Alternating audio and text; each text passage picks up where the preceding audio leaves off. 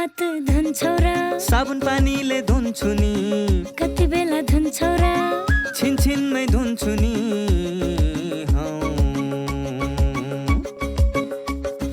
घरमा पस्दा अफिस पस्दा सधैँ धुन्छु हात कोरोनालाई यसै गरी भगाइदिन्छु म त घरमा पस्दा अफिस पस्दा सधैँ धुन्छु हात कोरोनालाई यसै गरी भगाइदिन्छु म त भान्सा छिर्नु अगाडि खाना खानु अगाडि जहाँ त्यही छोएपछि हातले छोपी खोकेपछि हात धुन्छौ र साबुन पानीले धुन्छु नि कति बेला धुन्छौ र छिनछिनमै धुन्छु नि कोरोनाबाट बच्ने 3 उपायहरू। व्यक्ति व्यक्ति बीच 2 मिटर टाढा बस्ने, घरबाट बाहिर निस्कँदा मास्क लगाउने र बेला बेलामा साबुन पानीले मिची 20 सेकेन्डसम्म हात धुने। कोरोनाबाट आफू पनि बचाउँ र अरूलाई पनि बचाउँ। दर्शकवृन्द नमस्कार।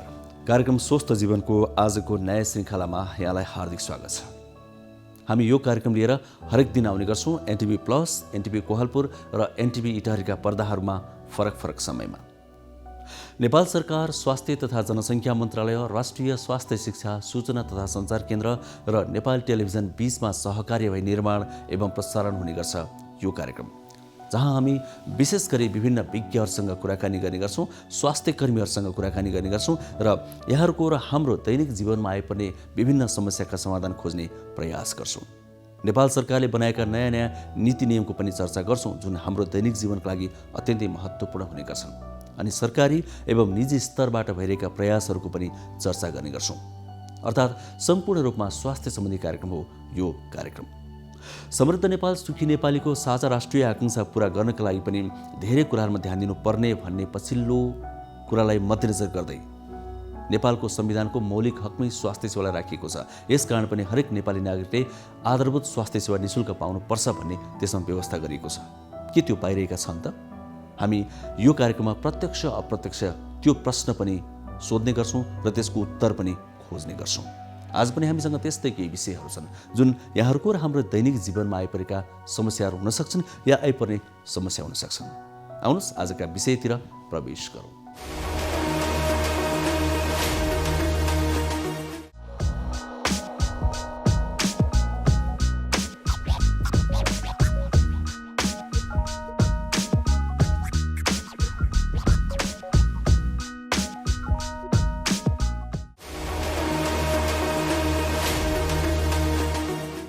दर्शकवृन्द, कोरोना भाइरस हामीले नचाहेर पनि सबैभन्दा धेरै उच्चारण गर्नु परेको यो शब्द, जसले सिङ्गो संसारलाई नै एक खालको त्रासमा धकेलिदिएको छ। कोरोना भाइरसको सङ्क्रमणबाट हामी कतिखेर सङ्क्रमित हुन्छौँ भन्ने कुरा कसैलाई पनि थाहा छैन। जति सचेतना अपनाउँदा पनि हामी सङ्क्रमित भइरहेका घटनाहरू देखिराखेका छौँ। अर्को कुरा, सङ्क्रमित भइहालेमा कसरी बच्ने भनेर पनि अर्को सचेतना अपनाउनु जरुरी कुरा रहेको छ। सङ्क्रमित भइहालेमा नआत्तिने तर त्योभन्दा पहिला सङ्क्रमितै नहुनुको लागि सजगता अपनाउने भन्ने विषय हामीले यो कार्यक्रममा विशेष गरी पछिल्लो समयमा जोड दिएर उठाइरहेका छौँ। यस्तो अवस्थामा के कस्ता व्यक्तिहरूले कसरी बच्ने, कस्तो अवस्थाका व्यक्तिहरूले कसरी बच्ने, कस्तो उमेर समूहका व्यक्तिहरूले कसरी बच्ने, कस्ता रोग भएका व्यक्तिहरूले कसरी बच्ने, यो विषयमा आज हामी एउटा विशेष रिपोर्ट प्रस्तुत गर्दैछौँ। अनि हामीले कार्यक्रममा आज समेट्ने अर्को विषय रहेको छ दन्त उपचार सेवा, दाँतको उपचार, जसको लागि बिरामी र डाक्टर धेरै नजिक हुनैपर्छ। त अहिलेको यो समयमा धेरै नजिक हुनु भनेको एकले अर्कालाई भाइरस सार्न सक्ने सम्भावना भएको हुनाले गर्दा यो उपचार कसरी सम्भव छ त? अहिले कसरी गरिराखिएको छ? दाँतको समस्या भएका व्यक्तिहरूले कसरी घरमै उपचार गर्न सक्छन्? के अवस्थामा अस्पताल नगए पनि हुन्छ? यी कुराहरू पनि आजको कार्यक्रममा हामी खोज्नेछौँ। साथै एकजना व्यक्तिको अनुभव हामी आज प्रस्तुत गर्छौँ, जसले आइसोलेसनमा बसेर बाहिर निस्किन सफल हुनुभएको छ। उहाँले कोरोनालाई जित्नु भएको छ। त्यो अनुभव पनि आजको हाम्रो विशेष सामग्री रहनेछ। सुरुवातमा भने हामीले तयार पारेको यो एउटा विशेष रिपोर्ट हेरौँ।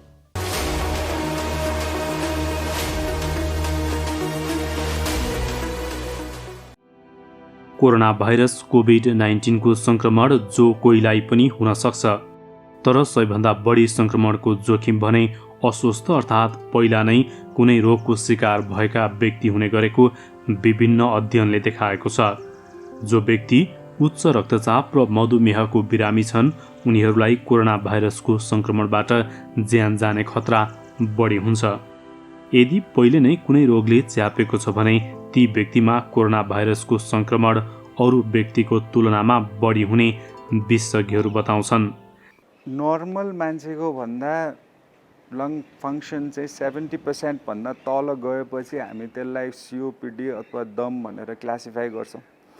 भनेपछि उसको पहिल्यै नै 30% त नर्मल मान्छेको भन्दा लङ्सले काम गर्ने कम भइसकेको छ। त्यसमाथि पनि उसलाई चाहिँ कोरोनाले फेरि सङ्क्रमण गर्यो भने त्यो अझै बढ्छ, अझै उसको लङ्सले काम गर्ने झन् कम भएर जान्छ। त्यही भएर नर्मल मान्छेहरूभन्दा दमको रोगीलाई अझै स्पेसल्ली धेरै यसले सताउनु अथवा उसको सिम्टम्सहरू सिभियर हुन सक्नु चाहिँ त्यो सक्छ। त्यही भएर अझै बढी यसमा चाहिँ होस पुऱ्याएर बस्नुपर्ने हुन्छ। यो खालि दमको अथवा COPD को मात्रै मान्छेलाई नभएर जुनसुकै पनि आफ्नो क्रोनिक इलनेस भएको जसले चाहिँ हाम्रो इम्युन सिस्टमलाई नै कम्प्रोमाइज गरेर बसिरहेको हुन्छ, जस्तै कि डायबिटिज लागेको छ, मलाई हाइपरटेन्सन छ, मेरो चाहिँ कार्डियक इलनेसेसहरू छ, पहिल्यैदेखि म चाहिँ अब जस्तै अब कुनै ट्रान्सप्लान्ट गरेर चाहिँ म इम्युनोसप्रेसेन्समा छु अथवा मेरो जिउको कुनै पनि प्रकारले इम्युन चाहिँ कम भएर बसिरहेछ त्यो रोगहरू, या म एउटा एल्डरली भइसकेँ, मेरो उमेर भइसक्यो जसले गर्दा नेचुरली पनि कम इम्युनिटी भइरहेको हुन्छ, यहाँ खानाहरू राम्ररी खान नसकेको, पोभर्टीले चाहिँ सताएर राम्रो न्युट्रिसन लिन नसकेको हो, यो पपुलेसन चाहिँ भनरेबल हुन्छ। यो पपुलेसनलाई चाहिँ कोरोनाले बढी सताउने र सतायो भने पनि सिभियरिटीमा बढी लगेको देखिएको छ र मोर्टालिटी पनि यही पपुलेसनमा धेरै भएर अफकोर्स यो पहिल्यै रोग लागेका व्यक्तिहरूले त धेरै नै सावधान भएर बस्नुपर्ने हुन्छ। त्यस्ता बिरामीहरू कोरोनाको संक्रमित भएमा उनीहरूको अवस्था अन्य साधारणको भन्दा गम्भीर हुने गरेको छ। कोरोना भाइरसको संक्रमणका कारण ज्येष्ठ नागरिक र पहिले नै श्वास प्रश्वासका बिरामी, कमजोर प्रतिरक्षा प्रणाली भएका व्यक्ति, मधुमेह, मुटु रोगी लगायतका रोगीहरूको ज्यान गएको र संक्रमणको शिकार बन्न पुगेको देखिएको छ। यो कुरा एकदम प्रष्ट बुझ्नुपर्ने कुरा के हो भने जो दृग रोगी छन्, जसलाई मुटुको रोग छ, जसलाई मृगुलाको रोग छ, जसलाई डायबिटिज छ, यिनीहरूले चाहिँ सुरुदेखि नै धेरै चनाखो हुनुपर्छ। खालि होम आइसोलेसनमा, किनभने उहाँहरूलाई रिस्क बढी छ, त्यसैले उहाँहरूले सुरुदेखि नै चिकित्सकको होम आइसोलेसनमा पनि छन् भने उहाँले आफ्नो चिकित्सकको सम्पर्कमै बस्नुपर्ने हुन्छ, हैन, आफ्नो चिकित्सकको सम्पर्कमै बस्नुपर्ने हुन्छ। र उहाँहरूमा पनि त्यो निमोनिया भएको छ छैन त्यो टाइममा पत्ता लगाउनु पर्ने हुन्छ। त्यो पनि पत्ता लगायो भने धेरै हदसम्म त्यो कन्ट्रोलमा आउँछ कि, तर यसमा चाहिँ रगत बाक्लो हुने समस्या पनि भएको, यसको मैले भने नि मार्कर डी डाइमरहरू बढ्ने भएकोले, मुटुको समस्या बढी आउने भएकोले, स्ट्रोकहरू बढी हुने भएकोले त्यस्ता दृग रोगीहरूलाई धेरै नै, मलाई 1% छ भने उहाँहरूलाई 10%, 10 टाइम्स त्यो रिस्क हुनसक्छ। मास्क लगाउँछौँ, नजिक आउन हुँदैन र चाहिँ हात धुनुपर्ने हुन्छ। यही हो सबभन्दा ठुलो उपचार कोभिडको, सबभन्दा ठुलो उपचार जनताको हातमा, सबभन्दा ठुलो उपचार जनताको हातमा। त्यसपछि सङ्क्रमण भइहाल्यो भने आफूलाई चाहिँ हेलचेक्राइ नगरिकन आइसोलेसनमा गइदिनुपर्छ र आइसोलेसनमा गइदिएपछि 70 देखि 80% मान्छे त्यसै ठिक हुन्छन्। त्यो भिटामिन सी, जिङ्क र भिटामिन डी झोल पदार्थहरू खाएर र हाम्रो अलिकति त्यो जुन आयुर्वेदको जुन काडासाडा भन्छन् त्यो लिनु, त्यसको म विज्ञ होइन, म भन्दिनँ, तर पनि लिन्छन् मान्छेहरूले। त्यो लिएर झोल पदार्थको कमी नहुन दिएमा 70-80% मान्छे त्यसै ठिक हुन्छ। यो पनि जनताकै हातमा भयो फेरि, किनभने रोग लाग्यो त्यसपछि मैले नै गर्नु पर्यो नि, मलाई बचाउनको लागि त होइन, बचाउनको लागि मैले आइसोलेसनमा इमान्दारीपूर्वक हुनु पर्यो। अब त ऊ आइसोलेसन भएन भने त उसले आफ्नो घरका परिवारका मेम्बरलाई पनि फैलाउँछ, त्यो पनि फैलाउन भएन। तर लक्षण आइसकेपछि धेरै जसो 70-80% निको हुन्छ। त्यो पनि जनताकै हातमा भयो। र अर्को पनि जो कि तपाईँलाई सास फेर्न गाह्रो भयो, तपाईँको ज्वरो बढेर गयो, खोकी बढिराखेको छ भने त्यसमा पनि जनताले चिकित्सकलाई, सरकारलाई जहाँ स्वास्थ्य सेवाको उपचार हुन्छ बाट सल्लाह लिनु पर्यो र त्यो अनुसार चाहिँ छिटोभन्दा छिटो त्यसको सम्पर्कमा आइहाल्नु पर्यो। जस्तै अक्सिजनको कमी छ भने अक्सिजन दिएर पनि धेरै जसोलाई ठिक हुनसक्छ, अर्को स्टेजमा जानै नसक्ने हुन्छ। यो त के भने धेरै बिग्रिसकेपछि गाह्रो हुने कुराहरू हो नि। र चौथो स्टेज जुन मैले भने नि IL-6 भन्ने एउटा मार्कर हुन्छ, तिनीहरू बढ्न थालिसकेपछि आउने गाह्रा हुन्। त्यो गाह्राहरूलाई हामीले पन्छाउनै पर्छ।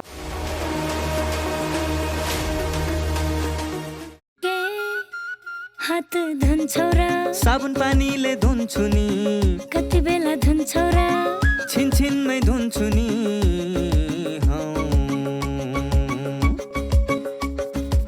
घरमा पस्दा अफिस पस्दा सधैँ धुन्छु हात, कोरोनालाई यसै गरी भगाइदिन्छु म त। घरमा पस्दा अफिस पस्दा सधैँ धुन्छु हात, कोरोनालाई यसै गरी भगाइदिन्छु म त। भान्सा छिर्नु अगाडि, खाना खानु अगाडि, जहाँ त्यही छोएपछि हातले छोपी खोकेपछि। हात धुन्छौ र साबुन पानीले धुन्छु नि, कति बेला धुन्छौ र छिनछिनमै धुन्छु नि। कोरोनाबाट बच्ने 3 उपायहरू। व्यक्ति व्यक्ति बीच 2 मिटर टाढा बस्ने, घरबाट बाहिर निस्कँदा मास्क लगाउने र बेला बेलामा साबुन पानीले मिची 20 सेकेन्डसम्म हात धुने। कोरोनाबाट आफू पनि बचाउँ र अरूलाई पनि बचाउँ। सङ्क्रमित सङ्ख्या बढेसँगै सबै व्यक्ति चाहिँ हस्पिटलमा राख्न सम्भव पनि हुँदैन र आवश्यकता पनि पर्दैन। त्यसको लागि चाहिँ हामीले के गर्नु पर्यो भने, यदि हाम्रो घर छ अथवा हाम्रो फ्ल्याट छ भने हामी चाहिँ घरमा होम आइसोलेसनमा हामी छुट्टै कोठामा बस्ने वातावरण छ भने हामी चाहिँ होम आइसोलेसनलाई रोज्नुपर्छ। विभिन्न अध्ययनहरू के देखाएका छन् भने होम आइसोलेसनमा बसेको व्यक्तिको शारीरिक अवस्था, मानसिक अवस्था, आत्मबल हरेक कुरा चाहिँ उच्च हुने हुँदाखेरि उनीहरू चाहिँ छिटो चाहिँ निको भएको विभिन्न अध्ययनले चाहिँ प्रमाणित गरिसकेका छन्। हामी चाहिँ छुट्टै कोठामा बस्नु पर्यो, त्यो कोठाबाट बाहिर निस्किनु भएन। हामीले चाहिँ शौचालय सकभर चाहिँ पर्सनल भएको राम्रो। यदि पर्सनल छैन भने पनि हामीले शौचालयलाई साबुन पानी, सर्फ पानीले राम्रोसँग सफा गर्ने, चुक्कुलो ह्यान्डललाई चाहिँ डिटोल पानी अथवा स्पिरिटले चाहिँ सफा गर्ने। अनि त्यसपछि चाहिँ केही समय ड्राई भइसकेपछि मात्रै अरू परिवारहरूले प्रयोग गर्ने, यसरी चाहिँ गर्न सकिन्छ। त्यस्तै होम आइसोलेसनमा बसेको व्यक्तिलाई जस्तो चाहिँ भेन्टिलेसनको पनि आवश्यकता हुन्छ। त्यसले गर्दाखेरि झ्यालहरू चाहिँ राम्रोसँग खोल्ने, सकभर चाहिँ घाम लाग्छ भने त्यो अझ राम्रो हुन्छ। त्यस्तै चाहिँ आफूले प्रयोग गरेका भाँडाकुँडाहरू आफैले माझ्ने र जस्तो चाहिँ टावेलहरू भयो, त्यो रुमालहरू भयो, काइयो भयो, आफ्नो मोबाइल फोन, घडी, आफ्ना जुन सामानहरू हुन्छ ती सामानहरू चाहिँ आफूसँग भएका ती सामानहरूको चाहिँ सेयरिङ चाहिँ नगर्ने, परिवारले सेयरिङ नगर्ने र परिवारसँग हामीले सङ्क्रमित व्यक्तिले कुरा गर्दा पनि कम्तीमा पनि 6 फिटको दूरी कायम गर्ने र दुवै पक्षले चाहिँ मास्क लगाएर चाहिँ छोटो समयसम्म चाहिँ करिब 5 मिनट 10 मिनट चाहिँ कुरा गर्न सकिन्छ।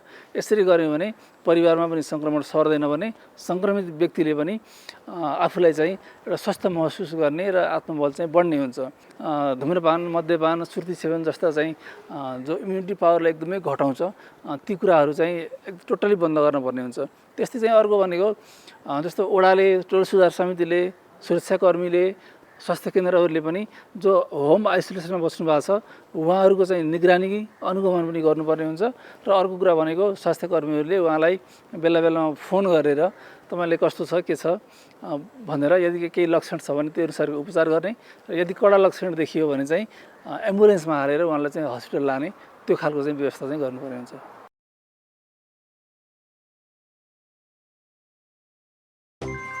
दिदी मास्टर मास छ दिनु न 3टा। भाइ एउटा कुरा भनौँ, भन न दिदी। थाहा छ सही तरिकाले मास्क लगाए मात्रै कोरोनाबाट बस्न सकिन्छ नि। लगाउने त हो, अब लाउन पनि सही र गलत तरिका हुन्छ र दिदी। सही तरिका हुन्छ नि भाइ। पहिला साबुन पानीले हात धुने, मास्क सफा छ छैन हेर्ने, मास्क पाल परेको छ कि छैन हेर्ने, फेरि 3 पत्र भएको मास्क मात्रै लगाउने हो। अनि यो मास्कमा 3 पत्र छ त? छ नि, ल हेर्नुहोस् त, मास्क लगाउँदा यसको डोरीमा मात्र छुनुपर्छ। नाक, मुख, चिउनोमा टमक्क मिल्नुपर्छ। अनि अर्को कुरा, मास्क लगाइसकेपछि घरिघरि छुनु हुँदैन नि हातले। अनि यो फेरि प्रयोग गर्न मिल्छ र? कपडाको मास्क त धोएर लगाउँदा नि मिलिहाल्छ नि। हो, यसै गरी लगाउने हो नि मास्क। घरबाट बाहिर निस्किँदा अनिवार्य मास्क लगाऊ। कोरोनाबाट आफू पनि बचौँ र अरूलाई पनि बचाऊ। स्वास्थ्य तथा जनसङ्ख्या मन्त्रालय र एनसेलद्वारा जनहितमा जारी। नमस्ते, म डाक्टर विजेश राज घिमिरे, क्यान्सर रोग विशेषज्ञ। म यहाँहरूलाई आज हाम्रो क्यान्सर र कोभिडको बारेमा केही भन्न गइरहेको छु। यहाँहरूलाई थाहै छ, हामी यो क्यान्सर बिरामीहरूमा हाम्रो रोगसँग लड्ने क्षमताहरू अलिक कम भएको हुनाले यो हाम्रो कोभिड या यो रोग चाहिँ उहाँहरूलाई केही गरी भइहाल्यो भने चाहिँ अलिकति जटिल रूपमा जान सक्ने र ज्यान पनि जान सक्ने किसिमबाट अगाडि बढ्न सक्ने भएको हुनाले हामीले चाहिँ क्यान्सर रोगको बिरामीहरूलाई चाहिँ यसबाट बच्न र यसबाट सावधानी अपनाउन चाहिँ एकदमै धेरै नै जरुरी छ। त्यसैले गर्दाखेरि म यहाँहरू सबैलाई, अरूहरूले त सबैले गर्नु नै पर्छ, तर यहाँ क्यान्सर रोगीहरूले चाहिँ र क्यान्सरबाट उपचार गराइरहेका या क्यान्सर लागेर निको भइसकेका बिरामीहरूले चाहिँ यसमा एकदमै नै धेरै याद गर्नुहोला। अर्को कुरा चाहिँ के छ भनेदेखि हामीले अब क्यान्सरको लागि भनेर उपचार गर्नै पर्ने बिरामीहरू जसको लागि चाहिँ हाम्रो अलिक मतलब निको पार्न सकिने खालका रोगीहरू चाहिँ क्यान्सरको उपचारमा आउनलाई एकदम जरुरी छ। कोरोनाकै बिचमा पनि हामीले उपचार दिइरहेका छौँ र यसमा चाहिँ कि यहाँहरू आत्तिनु पर्दैन, हामीले सबै हाम्रो आफ्नो प्रिकसनहरू लिएर उपचार गरि नै रहेका छौँ। तर पनि अब धेरै बिरामीहरू चाहिँ यहाँ के भन्छ क्यान्सरको अब उपचार सकिसकेर जेनरल फलोअपमा या कुनै जरुरी नभइकन पनि हस्पिटल कहिलेकाहीँ फाट्टाफुट्टा आउने गर्नुभएको छ। उहाँहरूलाई हामी के भन्न चाहन्छौँ भने जरुरी भएमा मात्रै हस्पिटल आइदिनु होला, होइन भने चाहिँ हामी सबैलाई मोबाइलबाट या अरू कुनै माध्यमबाट चाहिँ फोन गरेर अथवा हामीले उहाँहरूलाई यहाँ परामर्श दिन सक्छौँ र सबै चाहिएको मान्छे चाहिँ क्यान्सर उपचारमा आउनु होला, जरुरी पनि छ। तर नचाहिएका मान्छेहरू चाहिँ घरमै बस्नु होला र पर्नु पर्यो भनेदेखि चाहिँ डाक्टरसँग चाहिँ अरू माध्यमबाट चाहिँ हामीलाई सम्पर्क गर्नु होला। दर्शकवृन्द, कार्यक्रम स्वस्थ जीवनमा यहाँलाई फेरि पनि स्वागत छ। स्वास्थ्य सँगसँगै अगाडि आउने एउटा कुरा हो सौन्दर्य। हाम्रो शरीरका कुनै कुनै अङ्गहरू यस्ता हुन्छन् जसले हाम्रो स्वास्थ्यमा पनि महत्त्व राख्छन् र सौन्दर्यमा पनि महत्त्व राख्छन्। तीमध्येको एउटा अङ्ग हो दाँत। दाँत हाम्रो सुन्दरतासँग पनि जोडिन्छ, स्वास्थ्यसँग त जोडिन्छ नै। दाँतको उपचार यो समयमा कसरी गर्ने? कोरोना भाइरसको त्रास जताततै छ, अस्पताल गइहाल्न सक्ने अवस्था छैन। विज्ञहरूले भन्दै आएका छन् सकेसम्म अस्पताल नजानुस्। त्यसो भए दाँतका रोगीहरूले कस्तो अवस्थामा अस्पताल नजाने, कस्तो अवस्थामा जानै पर्यो नि के कुरामा ध्यान पुर्याएर जाने? अर्थात् अर्को कुरा, घरमै बसेर उपचार गर्न सकिने कुनै विधिहरू छन् कि, त्यस्ता प्रविधिहरू छन् कि? यो विषयमा पनि हामीले धेरै दर्शकहरूले प्रश्न राख्ने गर्नुहुन्छ। त्यसले गर्दा आज हामीले यो विषयलाई पनि कार्यक्रममा महत्त्वका साथ उठाउँदैछौँ। आउनुहोस् हामीले दाँतको रोगको विषयमा, दाँतको रोगको उपचारको विषयमा तयार पारेको यो एउटा अर्को विशेष सामग्री हेरौँ।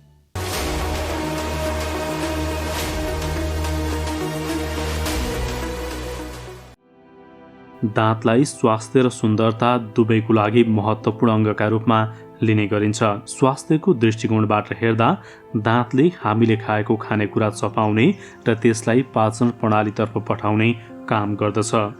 मानव शरीरको प्रमुख बाहिरी अङ्गका रूपमा रहेको अनुहारको सौन्दर्य बढाउन दाँतको महत्त्वपूर्ण भूमिका हुन्छ। दाँतको जरा खिइने, गिजा खिइने र दाँत झर्ने जस्ता समस्या लिएर दन्त चिकित्सक समक्ष जानेहरू धेरै छन्। कोभिड-19 सर्ने माध्यम नाक, आँखा र मुखबाट निस्कने ससाना कणहरू भएकोले अहिले दाँत सम्बन्धी उपचार पनि उच्च जोखिममा मानिन्छ। दाँतको सुरक्षाका साथै कोरोना महामारीमा दन्त उपचारमा चिकित्सक र बिरामीले अपनाउनु पर्ने सावधानीबारे हामीले वरिष्ठ दन्त चिकित्सक डाक्टर दशरथ काभ्रेसँग संवाद गरेका छौँ। कोरोना लागिसकेपछि अथवा कोरोनाको कहर सुरु भइसकेपछि डेन्टल विधालाई पनि धेरै नै अप्ठ्यारो भयो। किनभने दाँत चाहिँ हामीले अब डाइरेक्टली मुखबाट नै मुखमा नै ट्रिटमेन्ट गर्ने हुनाले र अनि त्यसपछि कोरोना पनि मुखमा अथवा र्यालको माध्यमबाट सर्ने हुनाले त्यो दाँतको ट्रिटमेन्टको लागि सुरुमा अलिकति गाह्रो भयो। तर अब अहिले अन्तर्राष्ट्रिय मापदण्डहरू पुरा गरेर हामीहरू आफै चाहिँ प्रोटेक्टेड भएर चाहिँ अहिले हामीले ट्रिटमेन्टहरू सुरु गरिरहेका छौँ। सुरुमा अब यो डिजिज नयाँ हुँदाखेरि चाहिँ हामीलाई अलिकति गाह्रो नै भयो। अब अन्तर्राष्ट्रिय मापदण्डहरू त्यति आइसकेको थिएन, हाम्रो राष्ट्रिय मापदण्डहरू पनि बनाइसकेको थिएन। तर अहिले चाहिँ अब झन्डै 6 महिनापछि, कोरोना नेपालमा आएको 6 महिनापछि हामीले सुरुको 2 महिना चाहिँ अब कसरी ट्रिटमेन्ट गर्दाखेरि हामी सेफ भइन्छ र बिरामीहरूलाई कसरी सेफ ट्रिटमेन्ट दिन सकिन्छ भन्नेमा केन्द्रित भयौँ। अहिले चाहिँ हाम्रो राष्ट्रिय दन्त एसोसिएसन, नेसनल डेन्टल एसोसिएसन छ, उहाँहरूले पनि एउटा गाइडलाइन बनाइदिनु भएको छ। जस्तै नेपाल मेडिकल काउन्सिलले पनि एउटा गाइडलाइन बनाएर पठाउनु भएको छ। जस्तै अब अन्तर्राष्ट्रिय एसोसिएसनहरूले पनि गाइडलाइन दिनुभएको छ। त्यही गाइडलाइनलाई हामीले स्ट्रिक्टली फलो गरेर अहिले दाँतको उपचारहरू गरिरहेको छौँ। पहिलाको भन्दा चाहिँ अहिले हामी धेरै कुराहरू थाहा पनि भयो, आफू कसरी बच्ने र अनि बिरामीहरूलाई पनि कसरी राम्रोसँग उपचार गर्ने, सेफ तरिकाले दाँतको उपचार गर्ने भन्ने बारेमा अहिले चाहिँ धेरै कुराहरू क्लियर भइसकेका छन् अनि हामीले त्यसैलाई नै फलो गर्दै अगाडि बढिरहेका छौँ। बिरामीहरू एकदमै आउन डराउनु भएको अवस्था हो, किनभने पहिला चाहिँ अब बिरामीहरूलाई कोरोना भन्ने नै एकदमै डरलाग्दो भयो। त्यसपछि अस्पताल आउन नै धेरै डराउनु भयो। अब मुखको अथवा दाँतको उपचार भनेपछि डाइरेक्टली तपाईँको सलाइभाहरू अथवा र्यालहरूसँग जोडिएको ट्रिटमेन्ट भएको हुनाले पहिला चाहिँ धेरै बिरामीहरू आउनलाई डराउनु भयो। तर पछि के भयो भने अब दाँतको त धेरै नै आकस्मिक उपचारहरू हुन्छ अनि त्यसपछि इमर्जेन्सी ट्रिटमेन्टहरू गर्नको लागि चाहिँ तपाईँको बिस्तारै बिरामीहरू आउनुभयो अनि उहाँहरूलाई थाहा भयो कि हामीले सम्पूर्ण मापदण्डहरू, सुरक्षाको मापदण्डहरू अपनाएर ट्रिटमेन्ट गरेको, उपचार गरेको देखिसकेपछि अनि उहाँहरू चाहिँ धेरै नै कम्फर्टेबल भएर अहिले चाहिँ धेरै सहज भइसकेको अवस्था छ। नेपालमा कोरोनाको पेन्डेमिक सुरु भएपछि जब लकडाउन भयो त्यसपछि तुरुन्तै हामीले दुईटा कुरामा ध्यान दियौँ। एउटा त हामी सबै बिरामीहरूको डेटाबेस थियो, त्यो डेटाबेसमा बिरामीहरूको नम्बर थियो अनि बिरामीहरूलाई पनि हाम्रो अस्पतालको हटलाइन नम्बर दियौँ। धेरै जसो बिरामीहरूले चाहिँ हामीलाई हटलाइनको माध्यमबाट फोन गर्नुभयो अनि हामी फोनबाट नै धेरै कन्सल्टेसन गऱ्यौँ। त्यसपछि अर्को कुरा चाहिँ अहिले भएको सोसियल मिडियाहरूलाई पनि हामीले धेरै नै युज गऱ्यौँ। जस्तै अब वाट्सएप, भाइबर, इभन फेसबुकलाई पनि हामीले युज गरेर बिरामीहरूले चाहिँ हामीलाई प्रब्लम भयो भने चाहिँ उहाँहरूले फोटोहरू खिचेर हामी त्यसलाई डायग्नोसिस त्यहीँबाट सक्नेसम्म डायग्नोसिस गरेर अनि बिरामीहरूलाई हामीले कन्सल्टेसन अथवा उपचारको औषधिहरू प्रिस्क्राइब गऱ्यौँ। अनि त्यसको सँगसँगै बिस्तारै हामीले टेलिडेन्टिस्ट्री पनि हामीले हस्पिटलको थ्रुबाट डेभलप गऱ्यौँ। भनेको अब बिरामीले हामीलाई फोन गर्नुहुन्थ्यो अनि हामी बिरामीसँग डाइरेक्टली कुरा गरेर भिडियो च्याट गरेर अनि बिरामीको समस्याहरूलाई राम्रोसँग निहालेर कहिलेकाहीँ फोटोहरू खिचेर त्यसबाट पनि हामीले कन्सल्टेसन गर्न सुरु गऱ्यौँ। अहिले यो जुन कोरोना महामारीको बिचमा कतिपय दाँतका बिरामीहरू चाहिँ हस्पिटल जाने भन्दा नि गुगलमा, नेट इन्टरनेटमा हेरेर औषधिहरू पनि प्रयोग गरेको पाइन्छ भन्ने एक खालको मान्छेहरू छन्। यो गर्नु राम्रो हो वा होइन? यसलाई दुई किसिमले व्याख्या गर्न सकिन्छ। अब कुनै पनि बेला डक्टर नै उपलब्ध हुनु भएन भने अब विकिपेडियामा, गुगलमा भएका इन्फर्मेसनहरू पनि धेरै करेक्ट इन्फर्मेसन हुन्छन्। त्यसलाई माध्यम लिएर सान्तिनो इमर्जेन्सी ट्रिटमेन्टहरू अथवा इमर्जेन्सी रिलिफहरू लिनुभएको त्यसलाई नराम्रो भन्न मिल्दैन। तर कहिलेकाहीँ यस्तो इन्फर्मेसनहरू चाहिँ अलिकति मिसलिडिङ हुनसक्छ। त्यसले चाहिँ बिरामीलाई राम्रो भन्दा पनि नराम्रो असरहरू गर्न सक्छ। त्यस्तो बेलामा चाहिँ अब आफूलाई अलिकति कन्फ्युजन भयो अथवा अलिक जटिल खालको समस्याहरू छ भने चाहिँ सम्बन्धित डाक्टरको सल्लाह लिएर अनि यस्तो यस्तो छ के गरौँ भन्ने सल्लाह गरेर अगाडि बढ्नु भयो भने राम्रो हुन्छ। डाक्टर साहब, खास दाँतमा चाहिँ कस्ता खालका समस्या आउँछ? अब दाँतमा अहिले हाम्रो पपुलेसनमा हेर्ने हो भने चाहिँ मेनली म्याक्सिमम चाहिँ 3 देखि 4वटा प्रकारको धेरै डिजिजहरू हुन्छ। जस्तै पहिलो चाहिँ भनेको बच्चाहरूदेखि बुढाहरूमा हुने भनेको दाँतमा किरा लाग्ने समस्या हो। त्यो चाहिँ धेरै झन्डै हाम्रो 60-70% जनताहरूमा त्यो समस्या हुन्छ। अनि अर्को चाहिँ एकदमै कमन दाँतमा लाग्ने रोग भनेको गिजाको रोग हो।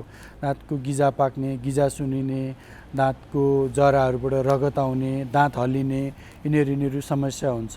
त्यसपछि अब अर्को चाहिँ दाँतमा हुने अल्सरहरू, घाउ खटिराहरू, त्यसपछि अब मुख सुन्निने, त्यहाँ हुने ट्युमरहरू, इभन दाँत तथा मुखको क्यान्सरहरू, यिनीहरू नै धेरै कमन खालको रोगहरू हो। खास के कारणले हुन्छ त यी रोगहरू चाहिँ? हजुर, अब पहिलो रोग जुन दाँतमा किरा लाग्ने रोग हो, त्यो चाहिँ हजुरको राम्रोसँग दाँतलाई सफा भएन भने त्यसपछि हामीले खानेकुरामा चाहिँ सुगर अथवा गुलियो पदार्थको मात्रा धेरै बढी भयो भने चाहिँ दाँतमा किरा लाग्ने रोगहरू हुन्छ। दोस्रो जुन चाहिँ गिजा पाक्ने अथवा गिजाको रोग अथवा हामीले नेपालीमा दन्त हर्षा भन्छौँ, त्यो चाहिँ दाँतमा एउटा प्ल्याक भन्छ, त्यो चाहिँ ब्याक्टेरियाहरूले कोलोनाइजेसन गरेर बन्ने एउटा तत्त्व हो। त्यो चाहिँ बढ्दै गएपछि त्यसले गिजा अथवा गिजाको वरिपरि भएको हड्डीहरूलाई खियाउँदै लैजान्छ। अनि त्यो चाहिँ ब्याक्टेरियाले गर्ने हुने, दाँत राम्रोसँग सफा भएन भने त्यसमा चाहिँ ब्याक्टेरियाहरू, गिजामा चाहिँ ब्याक्टेरियाहरू जम्मा भएर हुने रोग हो। अर्को हजुरको दाँतको घाउ खटिराहरू अथवा ट्युमरहरू, यिनीहरू चाहिँ विभिन्न कारणले हुन्छ। कुनै बेलामा चाहिँ तपाईँको दाँत भित्रैपट्टिबाट सिस्टहरू भन्छ अथवा दाँत किरा लागेर त्यो उपचार हुँदै नभइकन लामो समयसम्म बस्यो भने त्यसले पनि भित्रपट्टि सिस्टहरू बनाउन सक्छ। जस्तै अब कहिलेकाहीँ चाहिँ दाँत भित्रैको जुन सर्टेन तत्त्वहरू हुन्छ अथवा डेभलपमेन्टल ओरिजिन हुन्छ, त्यसबाट पनि दाँतको ट्युमरहरू डेभलप हुन्छ। अर्को रह्यो दाँतमा हुने क्यान्सरको कुरा छ। दाँत तथा मुखको क्यान्सरमा चाहिँ अब धेरै जसो हाम्रो पपुलेसनमा चाहिँ सुर्ती तथा सुर्तेजन्य पदार्थहरू अथवा धुम्रपान, मद्यपान धेरै गर्ने व्यक्तिहरूमा यो देखिन्छ। पहिलो जुन रोग छ त्यसलाई दाँतमा किरा लाग्ने अथवा हामीले डेन्टल केरिज भन्छौँ, त्यसलाई चाहिँ हामीले पूर्णतः रोकथाम गर्न सकिने रोग हो। भनेको हामीले नियमित रूपमा ब्रस गर्नु पर्यो, क्लिन गर्नु पर्यो दाँतलाई। त्यसपछि दोस्रो चाहिँ हामीले सुगर अथवा गुलियो पदार्थहरूलाई एकदमै कम गर्नु पर्यो अथवा खायो भने पनि खाने बित्तिकै अथवा खाएको केही समयमा नै दाँतहरू ब्रस गर्ने, राम्रोसँग कुल्ला गर्ने गर्यो भने चाहिँ यसको उपचार गर्न, यसको रोकथाम गर्न सकिन्छ। अब कति व्यक्तिमा दाँत किरा नै लागिसकेपछि पनि यो चाहिँ एकदम सुरुको अवस्थामा छ भने यसलाई चाहिँ हामीले डेन्टल फिलिङ भन्छौँ, दाँत भरेर उपचार गर्न सकिन्छ। अनि केही गरी त्यो अलिकति एडभान्स स्टेजमा पुगिसकेको छ भने त्यसलाई चाहिँ जरैदेखि उपचार गर्ने भन्छौँ, रुट क्यानल ट्रिटमेन्ट भन्छौँ, त्यो गरेर पनि उपचार गर्न सकिन्छ। अर्को रोग गिजा पाक्ने अथवा गिजा सम्बन्धी रोग छ। त्यसको पनि सबैभन्दा महत्त्वपूर्ण पार्ट भनेको रोकथाम नै हो। त्यसको रोकथामको लागि चाहिँ हामीले बिहान र बेलुका चाहिँ राम्रोसँग फ्लोराइड भएको टुथपेस्टले चाहिँ दाँत माझ्यौँ भने चाहिँ त्यो चाहिँ धेरै हदसम्म निको हुन्छ। अनि अब विकसित मुलुकहरूमा चाहिँ यो प्र्याक्टिस भइरहेको छ। दाँतको डाक्टरहरूकोमा चाहिँ कम्तीमा पनि वर्षमा एकचोटि अथवा 6 महिनामा एकचोटि गएर दाँत तथा गिजाको सफा गर्नुभयो भने पनि त्यो रोग रोकथाम हुन्छ। अनि यो रोग लागिसकेको अवस्था छ भने चाहिँ हजुरको दाँतलाई चाहिँ सफा गर्ने, जरादेखि सफा गर्ने उपचार भन्छौँ, त्यसलाई चाहिँ स्केलिङ, रुट प्लेनिङ, पलिसिङ भन्छौँ। त्यो गर्यो भने चाहिँ हजुरको त्यहाँबाट गिजाबाट चाहिँ सबै डेन्टल प्ल्याक भन्छ त्यो सबै निकालिन्छौँ। त्यसपछि गिजा चाहिँ आफ्नो पहिलाको अवस्थामा स्वस्थ अवस्थामा फर्किन्छ।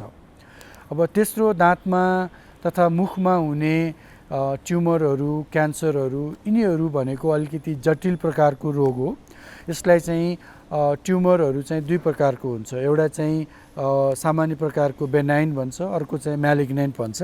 बेनाइन ट्युमरहरूलाई चाहिँ त्यसलाई हामीले ट्युमरको वरिपरि त्यसलाई निकालेर एक्सिजन भन्छौँ, निकालेर फालिदियो भने चाहिँ त्यो आफैमा उपचार हुन्छ। तर केही गरी म्यालिग्नेन्ट अथवा क्यान्सर जस्तो अवस्थामा पुगिसकेको छ भने चाहिँ त्यसलाई चाहिँ हामीले अलिकति एडभान्स पद्धतिबाट उपचार गर्नुपर्ने हुन्छ। कतिपय अवस्थामा केमोथेरापी अनि कतिपय अवस्थामा रेडियोथेरापीको पनि सहयोग लिनुपर्ने हुन्छ। डाक्टर साहब अर्को एउटा यो भ्रम हो कि वास्तविकता हो अलिकति बताइदिनु न। दाँत धेरै पटक माझ्यो भने सफा त हुन्छ नै, तर इनामेल जान्छ भन्ने एक खालको कुरा छ नि, यो वास्तविकता के हो? हजुर, त्यो तपाईँले एकदम सही कुरा भन्नुभयो। दाँत धेरै माझेर इनामेल जाने चाहिँ होइन, तर हामीले दाँत माझ्ने पद्धति मिलेन भने चाहिँ हाम्रो दाँतको बाहिरपट्टिको जुन सेतो भाग हुन्छ त्यसलाई इनामेल भन्छ, त्यो चाहिँ पक्कै पनि खिइन्छ। त्यसमा चाहिँ हामीले एकदमै हार्ड खालको ब्रस चाहिँ युज गर्नु भएन, नम्बर 1।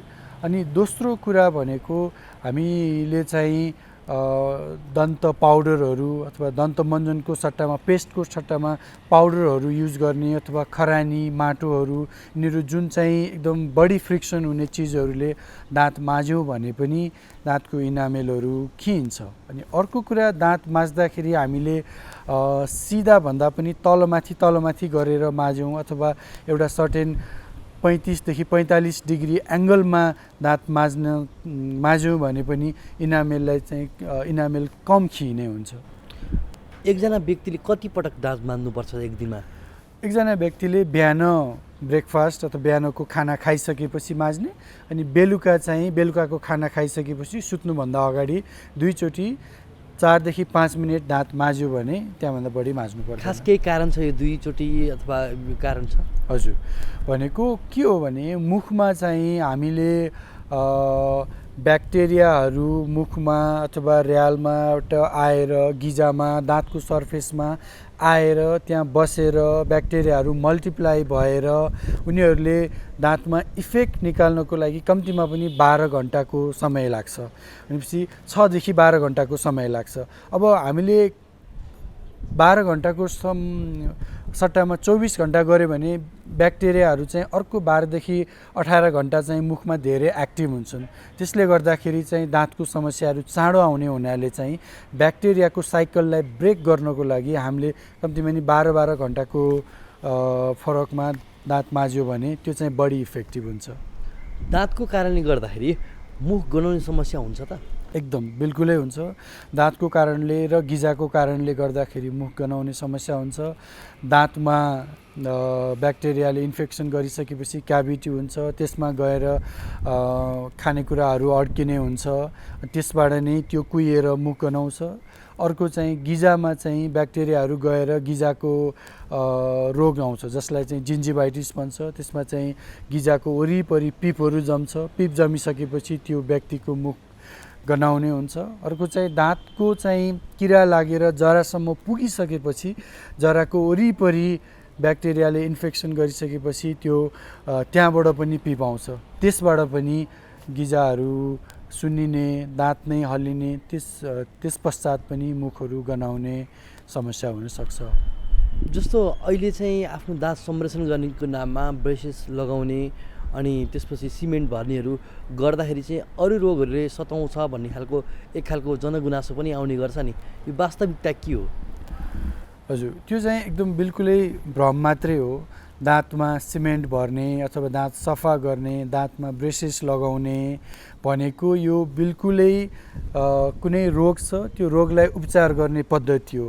हामीले कोही व्यक्तिको मुखमा दाँतको किरा लागेको छ अथवा क्याभिटीहरू भएको छ, गिजाहरू सुन्निएको छ अथवा बाङ्गोटिङ्गो दाँतहरू छ अथवा नमिलेको दाँतहरू छ भने त्यो चाहिँ बिल्कुलै उपचार गर्नुपर्छ। उपचार गरेन भने बरु पछि गएर अरू समस्याहरू आउन सक्छ। कतिपय बिरामीहरूले भन्नुहुन्छ अब दाँतको उपचार गर्दाखेरि आँखामा समस्या हुन्छ अथवा माथि मस्तिष्कमा समस्या हुन्छ, यिनीहरू सबै भ्रमहरू हो हैन। यस कारणले दाँतको उपचार गर्दाखेरि अरू कुनै समस्या हुँदैन।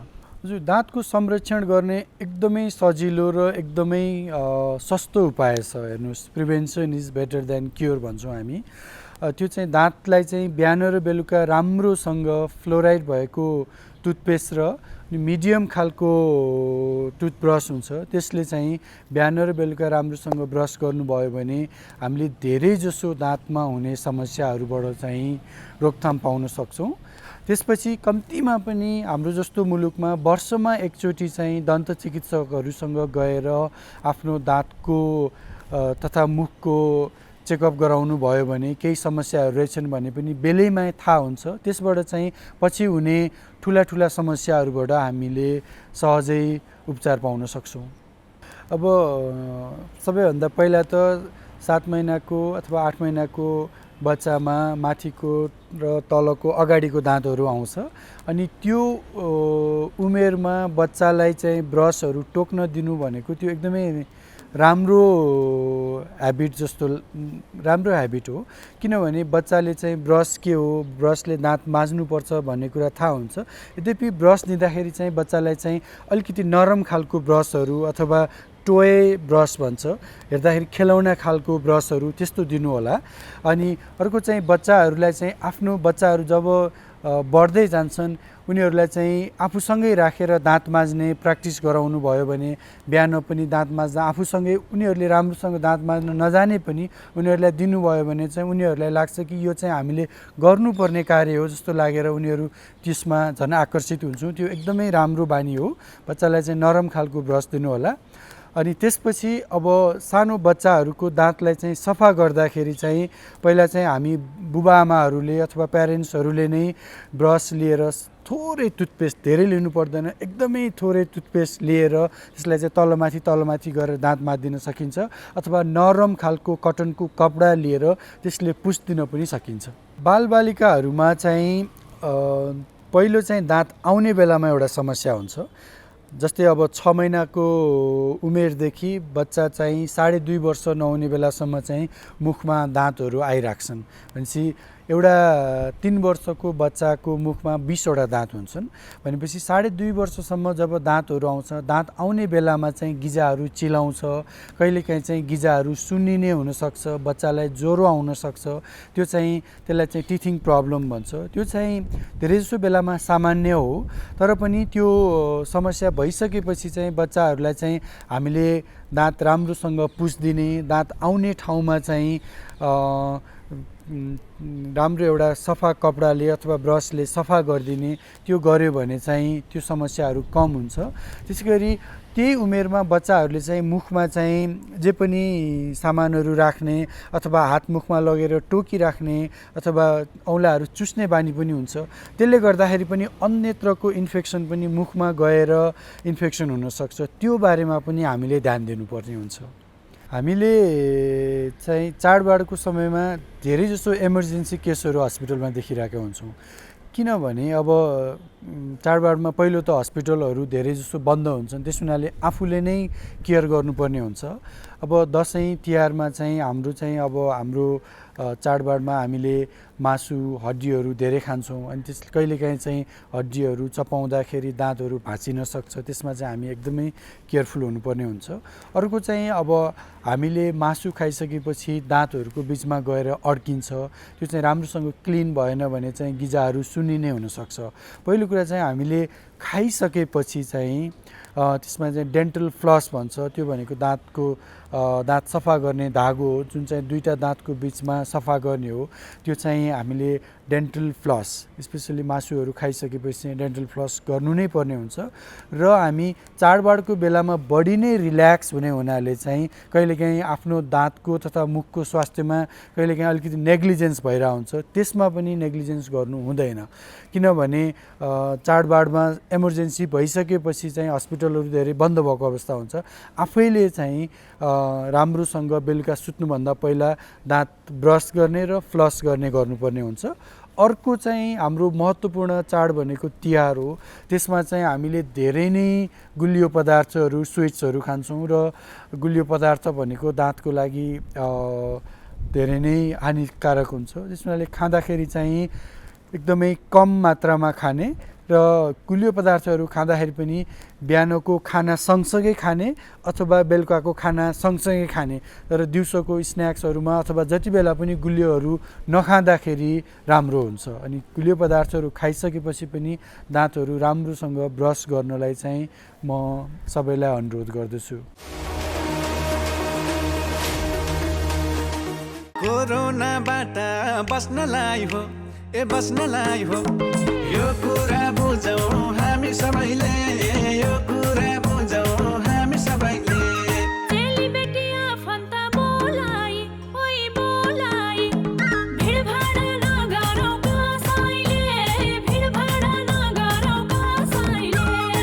सुरक्षित हुन मास्क लगाऊ लगाऊ घर बाहिर साह्रै डर छ हेर घर बाहिर साह्रै डर छ हेर साथी भाइ भेट हुँदा बसौँ है ओइ बसौँ है 2 मिटर टाढा भएर 2 मिटर टाढा भएर सोचे झै कोरोना रहेनछ सोचे झै कोरोना रहेनछ हामी सबै कोरोनाको उच्च जोखिममा छौँ। सतर्कता अपनाउनुहोस्। जो जहाँ हुनुहुन्छ त्यही नै बसेर चाडपर्व मनाउनुहोस्। फोनबाटै आशीर्वाद आदान प्रदान गरी अनावश्यक यात्रा नगर्नुहोस्। कोरोनाबाट आफू र आफ्नो परिवारलाई बचाउनुहोस्। स्वस्थ रहौं, उमङ्ग बाँडौं। यो वर्ष सुरक्षाका साथ पर्व मनाऊ। नमस्कार। अहिले सबैलाई कोरोना संक्रमण हुने हो कि भन्ने डर लागिरहेको छ।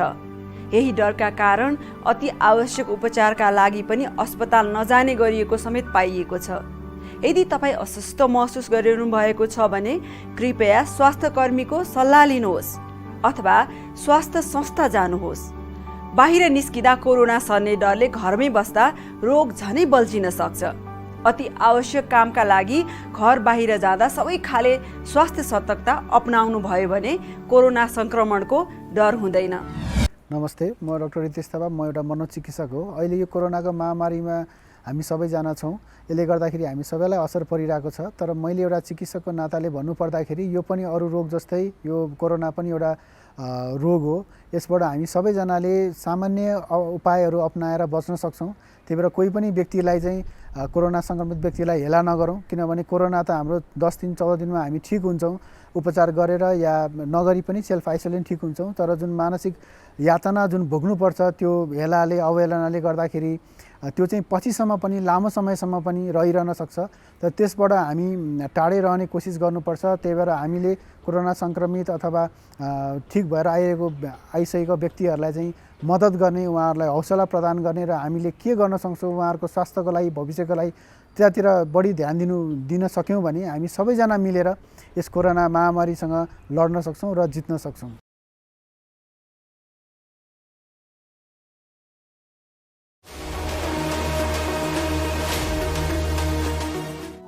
दर्शकवृन्द, कार्यक्रममा फेरि पनि सन्दर्भ कोरोना भाइरसकै हो। विज्ञहरूले भन्दै आएका छन् सकेसम्म सजगता अपनाऊ, सङ्क्रमित नभएकै राम्रो। यदि सङ्क्रमण भइहाल्यो भने आइसोलेसनमा ध्यान पुर्याएर बस्नुपर्छ, यो पनि भन्दै आएका छन्। त्यसका केही नियमहरू छन्, केही मापदण्डहरू छन्, तिनलाई हामीले पालना गर्नै पर्छ। हामीले यो कार्यक्रममा त्यसरी कोरोना सङ्क्रमित भएर आइसोलेसनमा बसेका केही व्यक्तिहरूको अनुभव पनि प्रस्तुत गर्ने गरेका छौँ। अनि आइसोलेसनमा बसेर कोरोनाले जितेर पाइरहेका व्यक्तिहरूको अनुभव पनि प्रस्तुत गर्ने गरेका छौँ। जसले कोरोना जित्न सफल हुनुभएको छ उहाँको अनुभव के छ, के गर्नु पर्दो रहेछ, आइसोलेसनमा बस्दा कस्तो आवाज हुँदो रहेछ, यी विभिन्न सामग्रीहरू समेटेर यी विभिन्न कुराहरू समेटेर हामीले एउटा सामग्री तयार पारेका छौँ। आउनुहोस् अब एकैछिन त्यो सामग्री हेरौँ।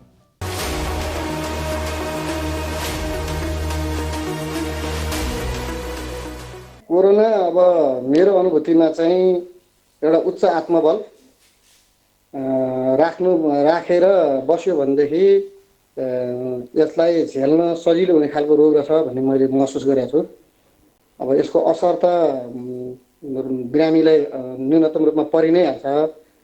तर जति मानसिकता कमजोर बनायो त्यति यसले च्याप्ने भएको हुनाले म चाहिँ जोसुकै व्यक्तित्वहरूलाई कोरोनाले को सङ्क्रमणमा पर्नु भएको छ उहाँलाई उच्च आत्मबल राख्न आग्रह गर्दछु र मैले पनि त्यही उच्च आत्मबलकै साथमै यो कोरोनालाई जित्न सकेँ भन्ने मलाई त्यस्तो लाग्छ। विभिन्न मान्छेलाई विभिन्न खालको लक्षणहरू जुन देखा पर्छ त्यो चाहिँ व्यक्तिको शरीरभित्र भएको इम्युनिटी पावर र उसको शरीरभित्र लुकेका सानादेखि ठुला जुन रोगहरू हुन्छन् त्यो रोग र त्यो इम्युनिटी पावरको धरातलमा त्यसको पृष्ठभूमिमा यसका लक्षणहरू देखा पर्ने रहेछन् भन्ने मैले अनुभव गरेँ। मेरो शरीरभित्र जुन प्रकृतिको जुन स्तरको रोग छ त्यही स्तरको प्रभाव चाहिँ असर चाहिँ मलाई पर्दो रहेछ। त्यसो भएको हुनाले सबैभन्दा ठुलो कुरा रोग लागेका मान्छेहरू रोग भएका मान्छेहरूले चाहिँ अत्यन्त सुरक्षित भएर बस्नु, भौतिक दूरी कायम गर्नु आवश्यक हुँदो रहेछ। खास गरी मलाई पहिलोपटक यो गएको असोजको 18 गते मलाई ज्वरो आएको हो। ज्वरो सामान्य रूपमा आयो र त्यसपछि बढ्दै गएर 102 डिग्रीसम्म पुग्यो। त्यसपछि म हस्पिटल गएँ। हस्पिटल गएपछि पिसिआर टेस्ट गराइयो। पिसिआर टेस्ट गराउँदा मेरो पोजिटिभ रिपोर्ट आयो। त्यसपछि म होम आइसोलेसनमा बसेँ। होम आइसोलेसनमा बसिरहँदा मेरो छोरा र मेरो श्रीमती पनि सँगै भएको हुनाले उनीहरूलाई पनि 4 दिनपछि यसको मतलब ज्वरोको लक्षणहरू देखियो। त्यसपछि उनीहरूको पनि पोजिटिभ रिपोर्ट आयो टेस्ट गराएर हेर्दा।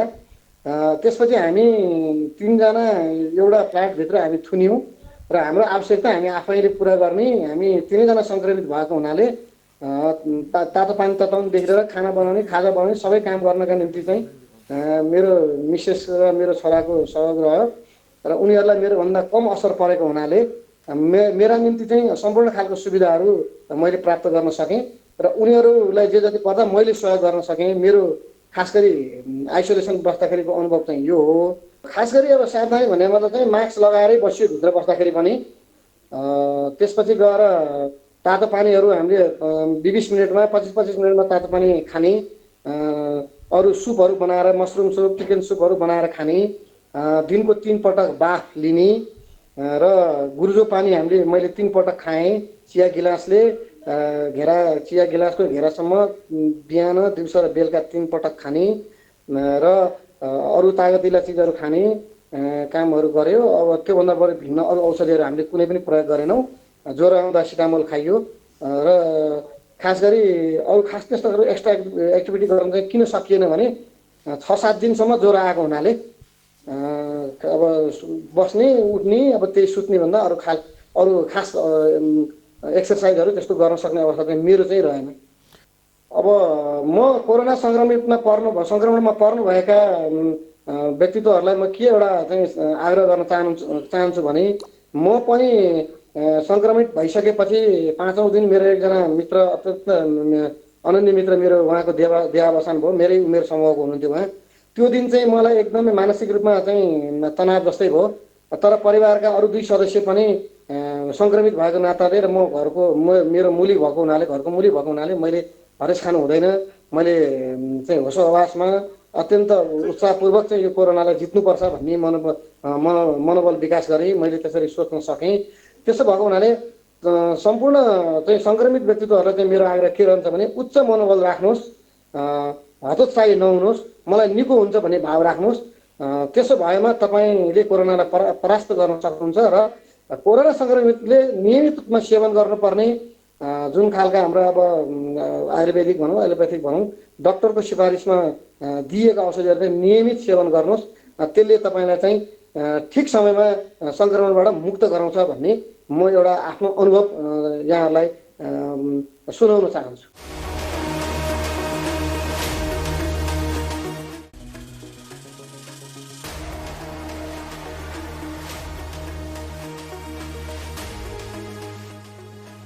कार्यक्रम स्वस्थ जीवन हरेक दिन एनटिभी प्लसबाट बिहान 7 देखि 8 बजेसम्म र पुनः प्रसारण साँझ 5 देखि 6 बजेसम्म, एनटिभी कोहलपुरबाट दिउँसो 1 देखि 2 बजेसम्म र एनटिभी इटहरीबाट दिउँसो 2 देखि 3 बजेसम्म प्रसारण हुने गरेको छ।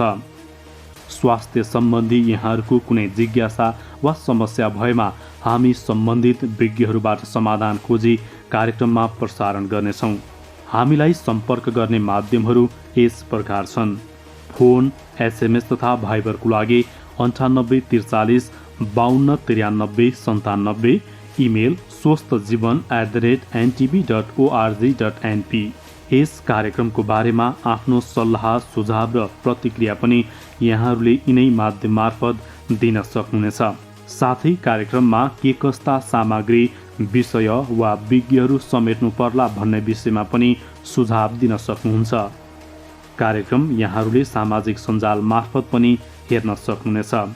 YouTube Nepal television, mobile application Nepal television, Facebook facebook.com/neptv2041। नमस्ते, म डाक्टर रितेश थापा। म एउटा मनोचिकित्सक हो। अहिले यो कोरोनाको महामारीमा हामी सबैजना छौँ। यसले गर्दाखेरि हामी सबैलाई असर परिरहेको छ। तर मैले एउटा चिकित्सकको नाताले भन्नुपर्दाखेरि यो पनि अरू रोग जस्तै यो कोरोना पनि एउटा रोग हो। यसबाट हामी सबैजनाले सामान्य उपायहरू अपनाएर बच्न सक्छौँ। त्यही भएर कोही पनि व्यक्तिलाई चाहिँ कोरोना सङ्क्रमित व्यक्तिलाई हेला नगरौँ, किनभने कोरोना त हाम्रो 10 दिन 14 दिनमा हामी ठिक हुन्छौँ उपचार गरेर या नगरी पनि सेल्फ आइसोलेसन ठिक हुन्छौँ। तर जुन मानसिक यातना जुन भोग्नुपर्छ त्यो हेलाले अवहेलनाले गर्दाखेरि त्यो चाहिँ पछिसम्म पनि लामो समयसम्म पनि रहिरहन सक्छ। तर त्यसबाट हामी टाढै रहने कोसिस गर्नुपर्छ। त्यही भएर हामीले कोरोना सङ्क्रमित अथवा ठिक भएर आइसकेको व्यक्तिहरूलाई चाहिँ मद्दत गर्ने, उहाँहरूलाई हौसला प्रदान गर्ने र हामीले के गर्न सक्छौँ उहाँहरूको स्वास्थ्यको लागि भविष्यको लागि त्यतातिर बढी ध्यान दिन सक्यौँ भने हामी सबैजना मिलेर यस कोरोना महामारीसँग लड्न सक्छौँ र जित्न सक्छौँ। स्वस्थ रहौं, उमङ्ग बाँडौं। यो वर्ष सुरक्षाका साथ पर्व मनाऊ। नमस्कार। अग्रपन्थीमा रहेर कोभिड-19 को प्रतिकार गर्नेहरूको लागि आराम गर्ने र राम्रोसँग सुत्ने, स्वस्थ भोजनहरू गर्ने, सिफ्टहरूको बीचमा शारीरिक गतिविधि गर्ने र प्रियजनहरूसँग फोनमा बोल्ने कार्यले सकारात्मक मानसिक स्वास्थ्य कायम राख्न मद्दत गर्छ। कोभिड-19 को अग्रभागमा हुने केही व्यक्तिहरूले अस्वाभाविक रूपमा परिवार, साथी र अन्य स्वास्थ्य कर्मीहरूबाट लाञ्छनाको सामना गर्नु दुःखद कुरा हो। हामी र हाम्रो प्रियजनको स्वास्थ्यको लागि कडा मेहनत गर्ने उनीहरूलाई हामी सबैले समर्थन गरौँ।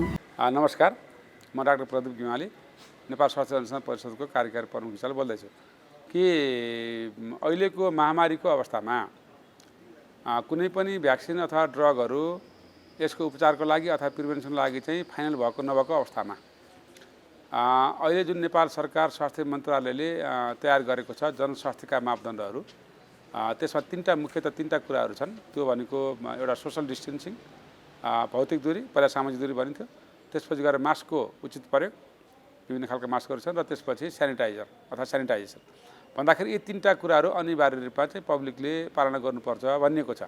यो जनस्वास्थ्यको मापदण्ड हो र त्यो प्रयोग भएन भने चाहिँ यसको कानुनी चाहिँ तपाईँको दायरामा आउनुपर्छ भनिएको छ। र यही क्रममा स्वास्थ्य मन्त्रालयको रिक्वेस्टमा नेपाल स्वास्थ्य अनुसन्धान परिषदले काठमाडौँभित्रका विभिन्न सङ्घ संस्थाहरू, त्यसपछि गएर चाहिँ तपाईँको पब्लिक प्लेसेसहरू अथवा सपिङ मल होइन बस स्ट्यान्ड लगायतका ठाउँहरू चाहिँ गएर हामीले विभिन्न ठाउँमा चाहिँ अध्ययन गऱ्यौँ काठमाडौँमा NHRCको लिडरसिपमा। र त्यहाँ हामीले अध्ययन गर्दा के देखियो भने सामाजिक दूरीको अवस्था हेऱ्यौँ, मास्कको चाहिँ प्रयोग कस्तो छ भनेर हेऱ्यौँ र त्यसै सेनिटाइजेसनको अवस्था कस्तो छ भने त्यसमा के देखेको छ भने जम्मा हामीले चाहिँ लिएका चाहिँ 45 डाटामध्ये होइन 72% चाहिँ तपाईँको मानिसहरूले मास्क लगाउनुहुन्छ भनेको अर्थ 27.समथिङले मास्क लगाएको छैन, 28% भनौँ होइन, मास्क लगाएको छैन। त्यस्तै गरी चाहिँ तपाईँको सेनिटाइजको स्थिति हेर्दाखेरि 60% चाहिँ हात सेनिटाइजेसन गरेको छ हरेकचोटि काममा भन्ने देखिएको छ। र सोसल डिस्टेन्सिङको हामी कुरा गऱ्यौँ, सामाजिक दूरी भौतिक दूरीको कुरा गऱ्यौँ। भौतिक दूरीको कुरा गर्दाखेरि हामीले भौतिक दूरीको त 2 मिटरको बिचमा हुनुपर्छ भनिएको छ, अवस्थामा जाँदाखेरि चाहिँ त्यो चाहिँ ग्याप राखिएको छ होइन। तर प्रयोग गरेको मान्छे एकदम थोरै देखियो कि तपाईँको चाहिँ गएर 31% मान्छेहरूमा मात्र चाहिँ तपाईँको चाहिँ गएर भौतिक दूरीको उचित प्रयोग गरेको देखियो। र अहिलेको जस्तो महामारीको अवस्थामा मैले यहाँलाई पनि भने prevention is better than cure भन्ने कुरा चाहिँलाई आत्मसात गर्नु चाहिँ जरुरी देखिन्छ। र यसरी चाहिँ तपाईँको चाहिँ गएर हामीले यसलाई पालन नगर्दाखेरि रोगहरू चाहिँ हामीले घरमै बसेर निम्त्याएका हुन्छौँ। र हरेकचोटि चाहिँ अब के बुझ्नु पऱ्यो भने हरेक व्यक्तिले मसँग कोही नजिक आउँदैछ भने त्यो मान्छे 2 मिटर बिचमा छ कि छैन, ग्यापमा बस्नुहोस् भन्ने चाहिँ भन्नु पऱ्यो, माइन्ड गर्नु भएन आउनुले पनि। र मास्कको उचित प्रयोग गर्नुपर्छ भनेर सम्झाउनु पऱ्यो, गर्न लगाउनु पऱ्यो, भन्नु पऱ्यो, हरेक व्यक्तिको दायित्व। र सेनिटाइजेसन विषयमा चाहिँ हामी सचेत हुनु पऱ्यो। गर्दाखेरि के भन्नु पर्ने, अर्कोलाई पनि कोरोना लागिसकेको छ, मलाई लाग्न सक्छ भनेर त्यो खालको चाहिँ तपाईँको चाहिँ मापदण्ड फलो गऱ्यो भने हामीलाई कोरोना लाग्ने सम्भावना अत्यन्त न्यून हुन्छ। त्यस कारणले गर्दा यो औषधि भ्याक्सिनको लागि पछि कुद्नु पर्दैन र जनस्वास्थ्यको मापदण्ड फलो गरौँ। र यसमै भलाइ छ, एज अ डाक्टरको नाताले, एज अ रिसर्चरको नाताले, रिसर्चबाट पनि देखिएको छ होइन, तपाईँको चाहिँ तथ्यले पनि भनेको कुरा भन्दाखेरि यहाँहरूलाई यो आग्रह गर्न चाहन्छु नेपाल स्वास्थ्य अनुसन्धान परिषदको तर्फबाट र एउटा व्यक्तिगत डाक्टरको तर्फबाट। धन्यवाद। स्वास्थ्य सम्बन्धी महत्त्वपूर्ण नम्बरहरू। स्वास्थ्य सम्बन्धी कुनै पनि जानकारी र सहयोगका लागि स्वास्थ्य तथा जनसङ्ख्या मन्त्रालयका हटलाइन नम्बरहरू 1115 र 1133 वा मोबाइल नम्बर 98512 55839। एम्बुलेन्स सेवाको लागि 102 र 112।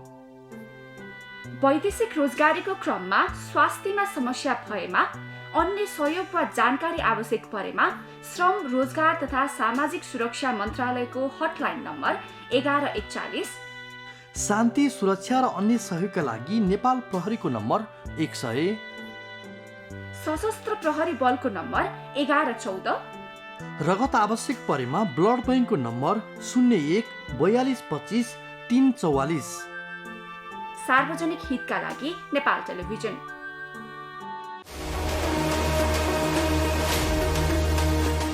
कार्यक्रम स्वस्थ जीवनको समय सकिन आँटेको छ। यो 1 घण्टाको कार्यक्रम हो।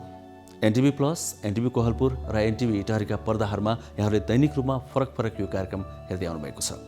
यसका साथै युट्युब, नेपाल टेलिभिजनको मोबाइल एप्लिकेसन, वेबसाइट, फेसबुक लगायतका सामाजिक सञ्जालहरूमा पनि यहाँले आफूले चाहेको बेलामा आफूलाई अनुकूल परेको समयमा यो कार्यक्रम हेर्न सक्नुहुन्छ, हेर्दै आउनुभएको छ। हामीले ती ठेगानाहरू, ती माध्यमहरू स्क्रिनमा देखाइरहेका छौँ। अर्को कुरा हामीले भन्नै पर्छ कि यहाँहरूसँग पनि कुनै स्वास्थ्य सम्बन्धी समस्याहरू छन् भने, जिज्ञासाहरू छन् भने हामीलाई पठाउन सक्नुहुन्छ। हामी तिनको आधारमा कार्यक्रम निर्माण गर्छौँ, तिनलाई सम्बोधन गर्छौँ। अनि यो कार्यक्रम कस्तो लाग्छ, यसलाई अझै प्रभावकारी बनाउन के गर्नु पर्ला, त्यो पनि यहाँहरूले पठाउन सक्नुहुन्छ। हामीलाई टेलिफोन गर्न सक्नुहुन्छ, हामीलाई इमेल गर्न सक्नुहुन्छ, एसएमएस गर्न सक्नुहुन्छ, या त भाइबर मार्फत पनि जोडिन सक्नुहुन्छ। कुनै पनि माध्यम प्रयोग गर्न सक्नुहुन्छ। त्यो पनि हामीले स्क्रिनमा देखाइरहेका छौँ। अब हामी आजलाई बिदा माग्छौँ। फेरि पनि भन्छौँ, स्वास्थ्य जस्तो कुरामा हेलचेक्राइ नगरौँ। त्यो आफ्नै लागि हो। सरकारले बनाएका नियमहरू अरू कसैको लागि होइन, आफ्नै लागि हो। त्यो नियम पालना गरौँ। त्यसले हामीलाई धेरै हदसम्म बचाउन सक्छ। यदि सङ्क्रमित भइहालियो भनेदेखि नआत्यौँ, डर नमानौँ। आफू मात्र होइन, धेरैजना छन् सङ्क्रमित हुने व्यक्तिहरू र निको हुन्छ भन्ने मानसिकता राखौँ। सबैभन्दा महत्त्वपूर्ण कुरा त सजगता अपनाउँ र सङ्क्रमित हुनबाटै जोग्यौँ। चिसो मौसम सुरु भएको छ, चिसो मौसमबाट पनि जोग्यौँ। कसरी सकिन्छ, सचेतना अपनाऊ। घरमा ज्येष्ठ नागरिक या दीर्घरोगी हुनुहुन्छ भने अझै धेरै सचेतना अपनाऊ। हामी यहाँबाट यही आग्रह गर्छौँ। भोलि फेरि पनि आजकै समयमा उपस्थित हुन्छौँ। आजको लागि हामी सबैजनालाई बिदा दिनुहोस्। हस्त, नमस्कार।